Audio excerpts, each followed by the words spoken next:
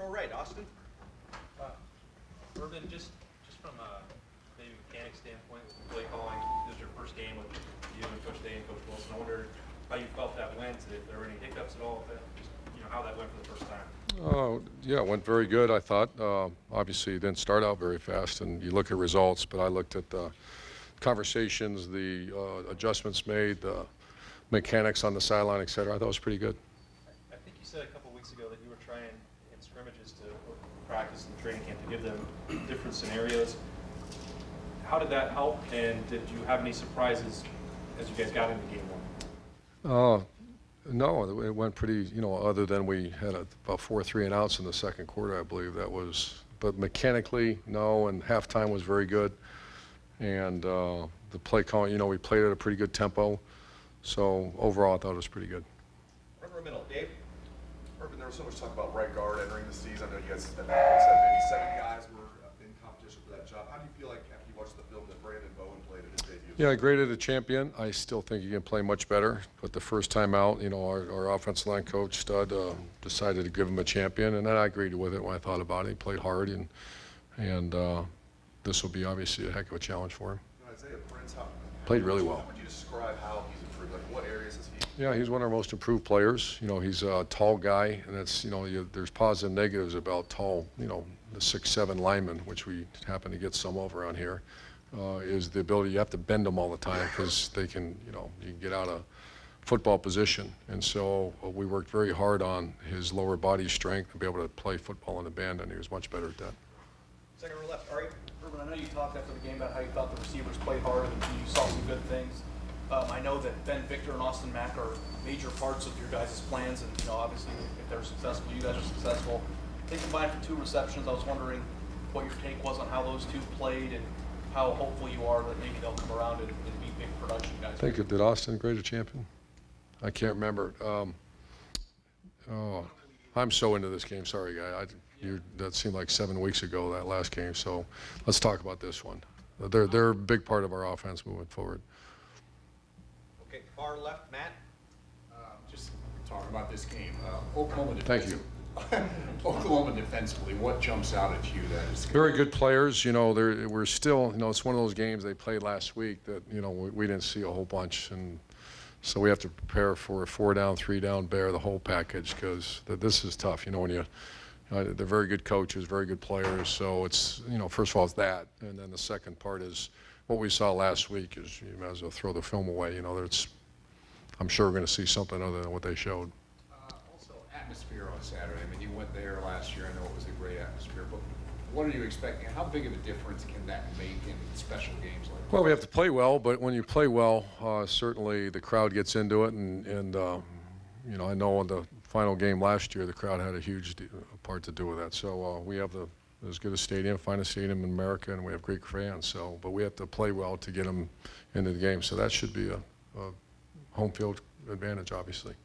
Front row left, Bill. You've told the story many times about watching Sam play dodgeball and seeing the athlete that he is. How have you seen his athletic ability develop to the point where he is now, and how important is his ability to play in space and chase up down when you have a quarterback like Baker Mayfield? Yeah, he's going to be a critical guy for us, and he is he's as hard a working guy as we've ever had around here. He's in the John Salmon type category as far as how hard he works, and he's a made player. Some guys are kind of very natural at what they do, and he was not a natural defensive end 4 years ago. He's become very natural because of hard work. So he's a made player. And then Oklahoma, their tight end, I don't know how many guys in the country play the way that guy does. He's he's basically a receiver. What kind of challenges he present for you? Well, his size, that's the thing, that when you see guys like that they bodies you. He's got very good athleticism for as big as he is, and also just the sheer, that's matchup issues that big guys have, and that's the biggest issue with him. Hell of a player. Front row, Bill. I know you focused on the X's and O's, but this is obviously a huge game for playoff implications. I know you're not thinking that way, but last year, that win probably got you into the playoffs. How much is that on your mind at all? Do you think about that? Not at all. Second row middle, Barry from Oklahoma. Urban, Lincoln Riley's he's doing something they tell you not to do, which is follow the legend. You follow 2 legends, not immediately, but with a short time in between. Why have you been successful in following guys who were legends, and making sure that's a success? That's a great question, and I just, you know, obviously following Coach Stoops is a tall order. I think the thing that I've advised my coaches when they go into positions and take new spots is that always be extremely complimentary. Never talk as if those players aren't your players. They're, you know, and obviously he was elevated from inside the staff. And when I hear coaches say, well, it's not, these aren't my guys, or, you know, wait till he gets his guys in there, I cringe.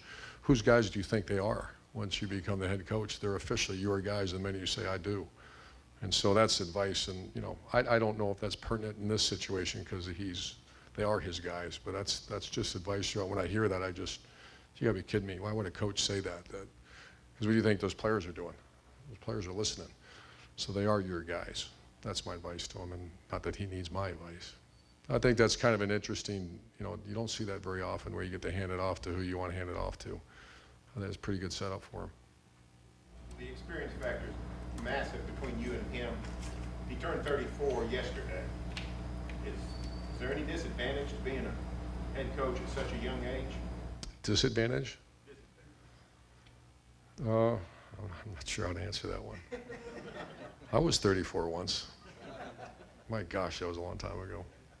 All right, final questions right here, front row, Tim. Oh, Irv, when you look at this game, a lot of people look at the matchup between your defensive front, your defensive front, and their offensive line, which is considered to be one of the better, maybe the best offensive line in the country.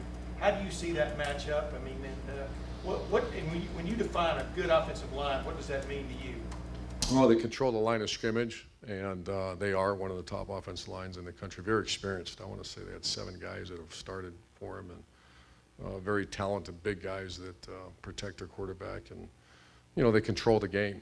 You know, when you see all the yards that a team like Oklahoma puts up, sure, the quarterback, receivers, everybody's really good players, but they control line of scrimmage. That's what makes them so good. Coach, thank you very much. Thank you, guys.